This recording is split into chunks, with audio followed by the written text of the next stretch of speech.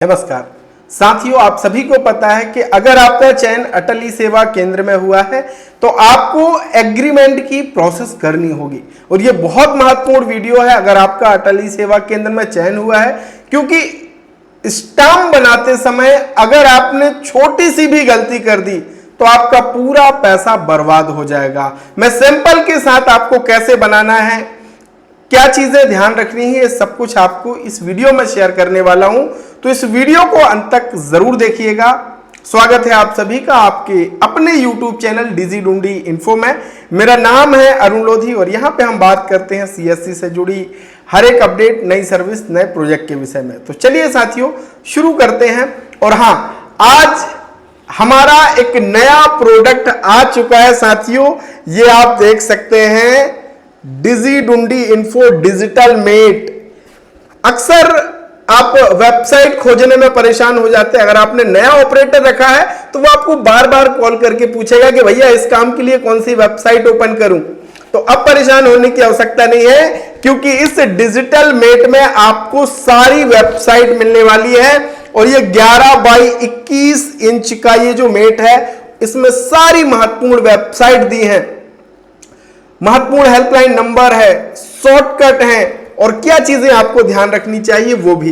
इसके साथ ही साथ आप इस पूरे मेट को साथियों माउस की तरह, माउस पैड की तरह यूज कर सकते हो। बहुत ही शानदार और बढ़िया क्वालिटी का ये डिजिटल मेट है, डिजिटल सहायक। तो अगर आपको ये चाहिए है तो जरूर मुझे व्हाट्सएप कर दीजिएगा, अभी आपके लिए स्पेशल ऑफर भी है।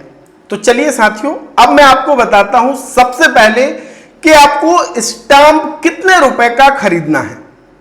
यहां पे आप गलती मत करना, स्टाम्प आपको 100 रुपए का खरीदना है। ये कहां मिलेगा? आपकी जो भी तहसील, जहां पे कोर्ट वगैरह होंगे, वहां पे जो स्टाम्प वेंडर हैं उनके पास जाइए, आधार कार्ड लेकर के आप अपना जाना। वो आपसे पर्पस पूछेंगे कि भैया आपको किस पर्पस के लिए स्टाम्प चाहिए, तो आप उनको बता सकते हैं कि अटल ई सेवा केंद्र में एग्रीमेंट के लिए। वो इतना पूछते ही आपको 100 रुपए वाला स्टाम्प दे देंगे। अब उस स्टाम्प को अगर आप चाहें तो वहां पे प्रिंट भी करा सकते हैं, लेकिन मैं आपसे कहूंगा कि आप वहां पे अतिरिक्त पैसा खर्च ना करें। आप चाहें तो खुद अपने पास भी इस स्टाम्प को प्रिंट कर सकते हैं। कैसे? ये फॉर्मेट आपको मिल गया होगा साथियों, है ना, आपके डिस्ट्रिक्ट मैनेजर साहब ने आपके संबंधित ग्रुप में शेयर कर दिया होगा। अब एक चीज ध्यान रखिएगा, इस मैटर में कोई भी छेड़खानी अपने से मत करना। जो जरूरी चीजें हैं वही आपको यहां पे दर्ज करना है, अपने मन से कोई भी चीज ऐड मत करना, ठीक है। पहली चीज तो ये। अब आपको पहले क्या क्या इसमें दर्ज करना है वो समझिए। सबसे पहला, प्रथम पक्षकार, यहां पे कोई भी चेंजेस आप बिल्कुल मत करना। अब आ जाएगा द्वितीय पक्षकार, तो यहां पे आपको VLE का नाम और पता, तो आपका जो आधार कार्ड में नाम है वो और आधार कार्ड में जो आपका पता लिखा है वो आप यहां पे अंकित कीजिएगा। इसके साथ साथ CSC मध्य प्रदेश के द्वारा ग्राम पंचायत, अब जिस ग्राम पंचायत में आपका चयन हुआ है वो यहां पे आपको लिख देना। मान लीजिए हिंदी में आपको, जैसे मान लीजिए मेरा ढूंढी, तो मैंने ढूंढी लिख दिया, ठीक है। अब आपका मान लीजिए ब्लॉक क्या लगता है, तो ब्लॉक मान लीजिए जबलपुर है तो आपने जबलपुर, आपका जो भी है वो आप यहां पे ब्लॉक लिख देना। फिर जिला आपसे पूछेगा तो यहां पे आप अपना जिला भी लिख देना भैया, ठीक है, ये आपको भर देना है। इसके बाद यहां पे CSC VLE का चयन, तो यहां पे आपको अपना नाम लिखना है। जैसे मान लीजिए मैंने अपना नाम लिख लिया, ऐसे ही आपको अपना नाम लिखना है, ठीक है। इसके अलावा कोई भी ये जो नियम शर्तें दिए हैं, कोई भी छेड़खानी बिल्कुल मत कीजिएगा। ये जो 14 पॉइंट है ये पूरे सेम टू सेम होना चाहिए। अब आपको क्या करना है, प्रिंट करना है। तो जब प्रिंट करेंगे, देखिए अगर प्रिंट कर रहे हैं तो इस मैटर को आप सबसे पहले नाप जरूर लीजिएगा कि कितना छूटना है। अब साथियों, अगर आप उस वेंडर से प्रिंट करा रहे हो तो उनके पास तो सारा फॉर्मेट बना होता है, वो बस आपका ये मैटर पेस्ट करेंगे और प्रिंट करके आपको दे देंगे। लेकिन अगर आप खुद प्रिंट करने जा रहे हो तो सबसे पहले आप अपने स्टाम्प का इतना ये नाप जरूर कर लेना, इतना छोड़ के ही प्रिंट करना, वरना आपका मैटर इसमें आ सकता है। इस पूरी चीजों में कोई भी आपका मैटर नहीं आना चाहिए। इस तरीके से विधिवत रूप से आपका मैटर प्रिंट होना चाहिए। इस बात का आपको विशेष ध्यान रखना है। और मैं कहूंगा भैया कि अगर आपको ये नहीं आता है तो बिल्कुल परेशान मत होना, भले 20 रुपया और अतिरिक्त लग जाए तो आप उसी वेंडर से जहां से आपने स्टाम्प लिया है, आप उसको कहना कि भैया ये मैटर है, आप इस स्टाम्प में प्रिंट कर दो। तो फ्रंट और बैक साइड में वो प्रिंट कर देगा।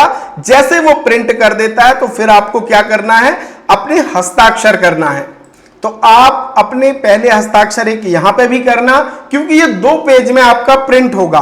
तो पहला हस्ताक्षर जो आपका होना चाहिए वो एक यहां पे कीजिएगा, ठीक है। और उसके बाद जो दूसरा पेज आपका होगा यहां पे इस तरीके से आपको दूसरे पेज में भी अपने साइन करना है। तो यहां पे साइन करते समय भी एक बात ध्यान रखना, प्रथम पक्षकार कौन था, CSC e governance India limited. तो यहां पे साइन मत करना, आप हस्ताक्षर पक्षकार क्रमांक 2 यहां पे आपको जो पक्षकार 2 है वो आपको करना है, क्योंकि प्रथम पक्षकार कौन है, CSC e governance India limited, और द्वितीय पक्षकार कौन है, आप। तो आपके जो हस्ताक्षर हैं वो आपको यहां पे कर देने हैं। और फिर इसकी जो हार्ड कॉपी है एक स्कैन करके आप अपने पास रख लीजिए। और ये जो ओरिजिनल कॉपी है आप अपने अलॉटमेंट लेटर, जिसमें आपने सरपंच साहब का या सचिव साहब का हस्ताक्षर कराया है, वो और ये स्टाम्प लेकर के अपने संबंधित डिस्ट्रिक्ट मैनेजर साहब के पास जमा कर दीजिएगा।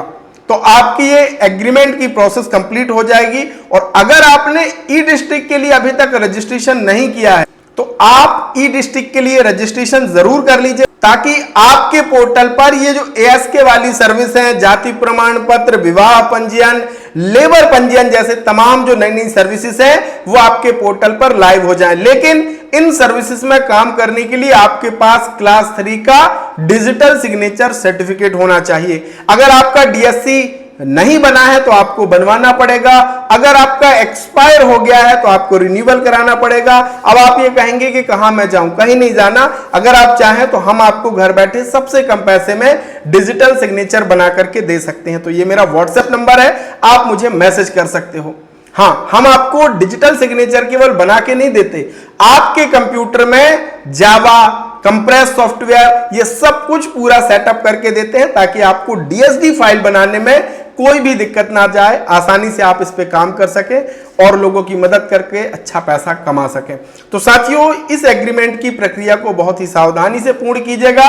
अगर कहीं भी आपके मन में कोई सवाल आता है तो कमेंट में लिख सकते हैं, और चाहे तो आप अपने डिस्ट्रिक्ट मैनेजर साहब से भी कंसल्ट कर सकते हैं, एक बार बात कर सकते हैं, ताकि आपके मन का कोई भ्रम जो है वो दूर हो सके। तो मिलेंगे एक ऐसे ही नई वीडियो, नई जानकारी के साथ। जिन भी भाई बहनों को डिजिटल सहायक चाहिए हो या डिजिटल सिग्नेचर बनवाना हो तो मुझे मैसेज कर दीजिएगा। बहुत बहुत धन्यवाद। Thank you so much.